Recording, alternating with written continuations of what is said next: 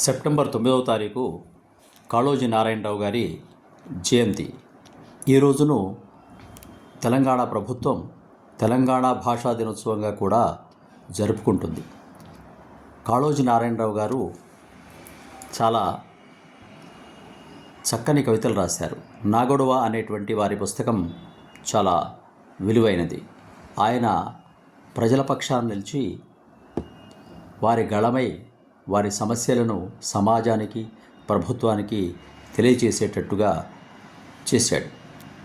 ఎవరైనా మనం పోరాటం చేయకపోతే, మన సమస్యలను తెలియజేయకపోతే వారు మనకై దృష్టి సారించరు, ఎవరూ మనకు తోవ ఇవ్వరు, మనమే పోరాటం చేయాలి అనే ఒక స్పృహను కలిగించడానికి ప్రయత్నం చేస్తున్నారు. ఆ స్పృహను కలిగించడంలో మార్గంగానే తమ పదునైన మాటలతో, వచన కవిత్వంతో అందరి మనసులను ఆకట్టుకున్నారు.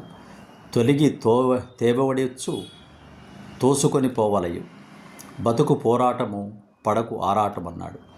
మనం తోసుకొని వెళ్ళాల్సిందే తప్ప మనం వస్తున్నామని ఎవడు తోవ ఇవ్వడు.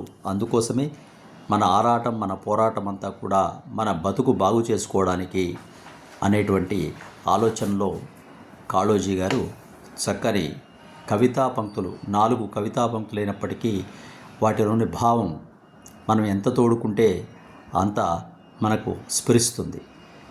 ఆ మహామనీషికి మరొక్కసారి వారి జయంతి సందర్భంగా జోహార్లు సమర్పిద్దాం. సబ్స్క్రైబ్ ఆచార్య శ్రీ సుక్తి ఛానల్.